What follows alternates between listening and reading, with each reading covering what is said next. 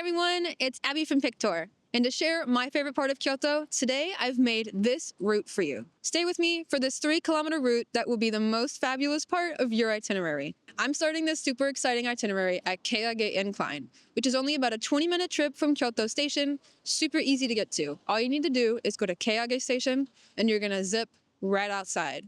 All right, so what exactly is this place?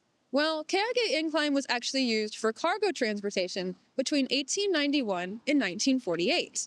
And now you might be wondering, why exactly is a place that was literally used to transport boats so popular? Well, why don't you take a look at this? This is actually a cherry blossom tree. And along this entire half-a-kilometer slope is so many cherry trees. Now, imagine yourself here in a kimono in that beautiful scenery.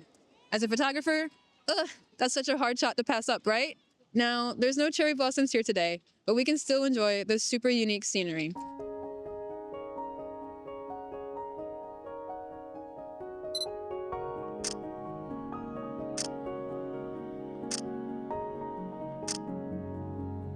All right, so definitely worked up an appetite. Time to get some food. And today I'm taking you to a place where you can get basically a full course of kaiseki for only around $30 US. And gotta love that. So the place is called Jins. And a little tip for this place is you can make a reservation online, or you go to the place and you write your name on a paper, and then usually you can come back in around 30 minutes to an hour. They don't really tell you, so you might want to just be careful and hang out. If you're not there when they call you, you get canceled. So just play it safe. But it is a very cool restaurant. I'm so excited to get some food here, and the building is over 200 years old. Welcome to Jinsei. This place is super beautiful, and I kind of lost my mind a little bit walking through the garden on the way to be seated. This place is super stunning, especially with the changing leaves.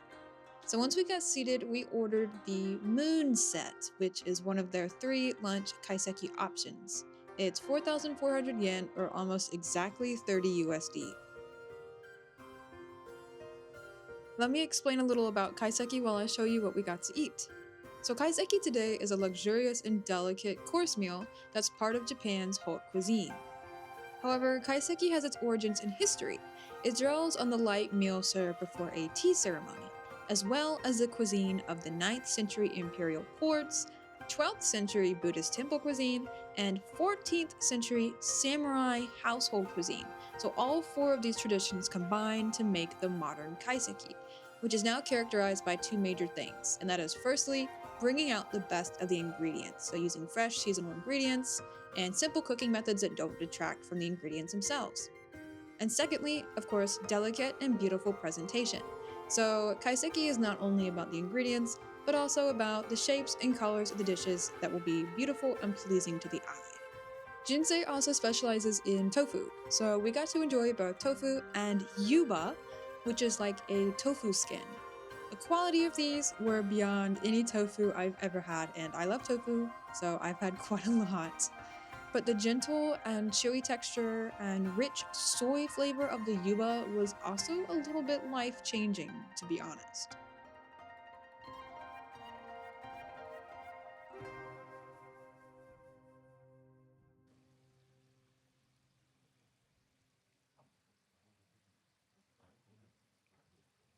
All right, now that we are full of super delicious tofu, we're gonna go grab a coffee at Blue Bottle Coffee. And they actually have a really nice location here that we're gonna stop by because it's in a building that's over 100 years old. And it's really cool how they've renovated it. This is also a super great place if you need to just like sit down and take a break if you don't eat lunch here. And they have free Wi-Fi, and they have like 44 seats. But here we are at Blue Bottle Coffee. All right, so I got my oat milk latte, and we're gonna head over towards Nanzenji, which I'm super excited to see because it's fall right now. Let's go over there. All right, finally, Nanzenji Temple is in sight. It was created in 1291 by Emperor Kameyama, who had by then abdicated the throne and entered priesthood. The deity enshrined here is the Buddha, called Shaka Nyodai here in Japan. All right, so we finally made it to the Sanmon, So the Sanmon is a gate structure that usually stands between the outer gate and the main hall. So the size of the Sanmon usually indicates a temple's status. So as you might be able to notice, this one is really, really big. It's time for a question. So the Sanmon here is actually so big that it has a really cool nickname. And I want you to guess what it is. Is it A, the Heavenly Portal, B, the Dragon Gate, C, the Eternity Gate, or D, the Gate of Enlightenment? I'll give you a second to think. The answer is B, the Dragon Gate. So this gate is so big and so epic that it's called the Dragon Gate. I think that's pretty cool. The present structure here was built in 1628, and it stands a majestic 22 meters high. So from the top of the gate, we can enjoy a panoramic view of the city of Kyoto, especially during this beautiful fall foliage season. All right, so we made it to the top, and you can see this super fabulous view behind me. It's really gorgeous. I've actually never been up here in fall, and it's like extra beautiful right now, to be honest with you. But the Sanmon Gate is also famous because it's in a very famous kabuki play. In the play, a guy named Ishikawa Goemon, who's actually usually compared to Robin Hood by Westerners as he steals from the rich to give to the poor, is in a scene when he's up here on top of this gate. And here's another question for you. So looking at all the beautiful cherry blossoms in view, he says, "What a magnificent view." And what do you think the next line of the play is? Is it A, this is a view for the gods, B, behold the glory of spring, C, 1,000 petals dance in the wind, or D, a view worth more than 1,000 gold? If you guess D, you are correct. So, fittingly, this is a view worth more than 1,000 gold, even for Japan's most famous thief. But we got to see it for only 600 yen. I think it's a pretty good deal. So this place has literally like the steepest stairs I've ever been up in my life. So you have to take your shoes off when you come up. So just be really careful. It's literally like climbing a ladder more than going upstairs. So if you are not someone that can do that, maybe just enjoy it from down there as I look upon you, peasants. Ha ha ha.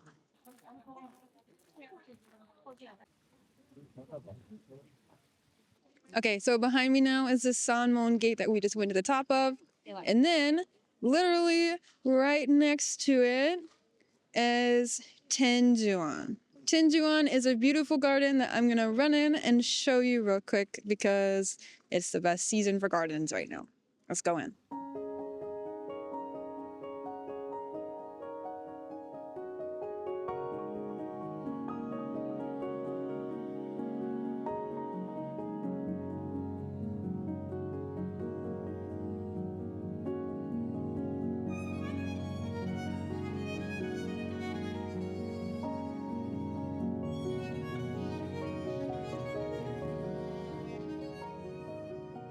All right, so Tenjuan is very cute. It's a very small little place, 500 yen for entry.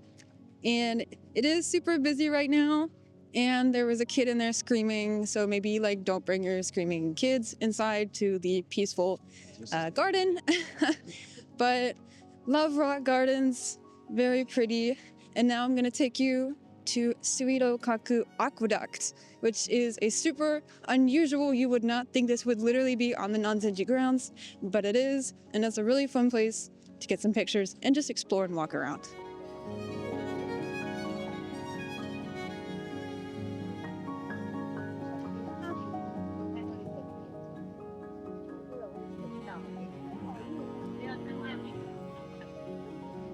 Here we are at Suidokaku Aqueduct, which is literally on the Nanzenji Temple grounds.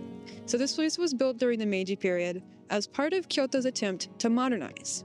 The aqueduct was constructed as part of the Lake Biwa Canal project, which would allow for hydroelectric power and securing a reliable water supply. This place is super beautiful. It's a great place to get pictures because of the wonderful view through the bricks, but also if you go up on top, it's a really unique, special environment, and I want you guys to see it. So let's take a little walk around.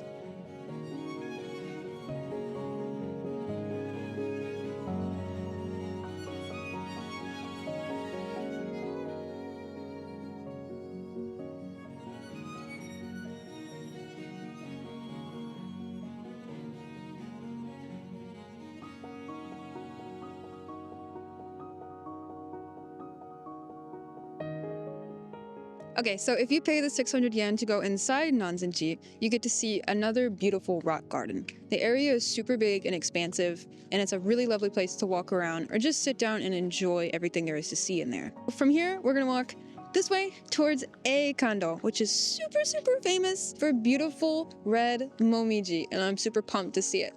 Let's head over there.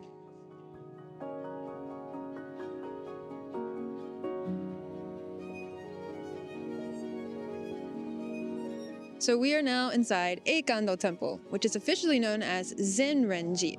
This is a Zen temple that's well known for being especially beautiful during the fall foliage season. This place is also well known for its super unique Buddha statue, which has a little history behind it. So in the year 1082, a monk named Eikan was meditating in the freezing cold. As he was sitting and chanting the Nembutsu, he suddenly watched as the Buddha statue stepped down from its pedestal and began leading him in walking meditation. He watched as the Buddha turned back towards him and said, "Eikan, you are late." So befittingly, the statue here, which I cannot film or take pictures of, is looking back just to say, "You are late." So even though I can't take pictures of this super unique statue, you can go and enjoy it while you're here and see a little bit of the story of this miraculous encounter. So we're gonna walk around, enjoy a little bit more of this foliage, and then we're gonna head over and get a little treat somewhere. Let's go.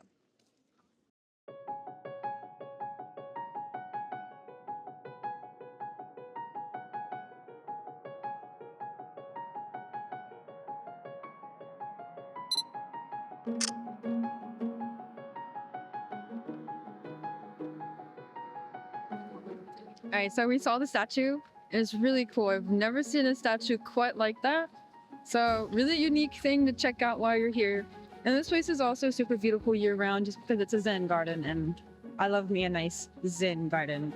All right, now let's head on.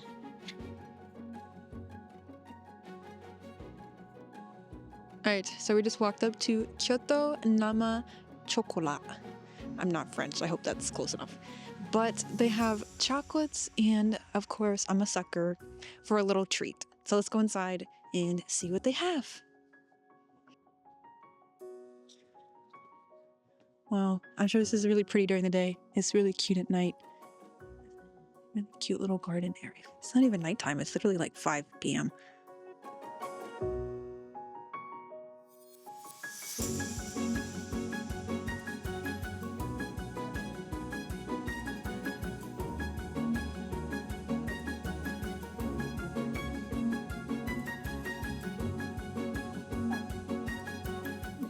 All right, we got our Nama chocolate, and we have 3 different types, right? We have like a matcha powder one, and then like a regular chocolate one, and this is like a berry one. And we also got fresh matcha with it. And you can also get coffee, but I thought matcha was a really cool mix with chocolate. All right, let's eat it.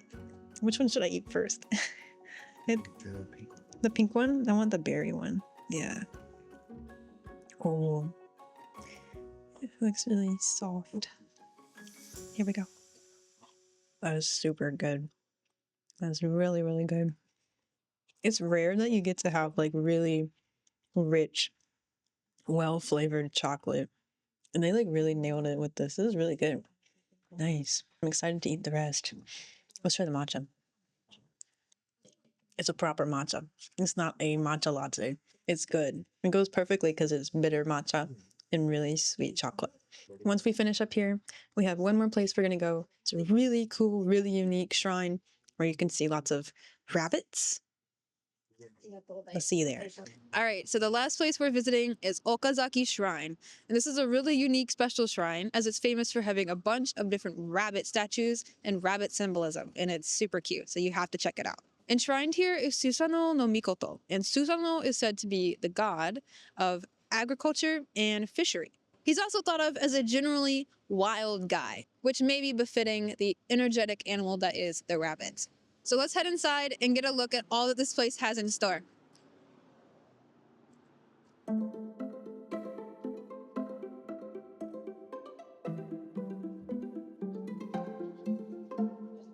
So why rabbits then exactly? So Susanoo and his wife are enshrined here, as well as their 8 children. So, of course, that's already associated with great fertility, right? But when one of the empresses came here and had a whole ritual so she could safely have a child, this place really became known as the fertility and childbirth spot. Hence, rabbits.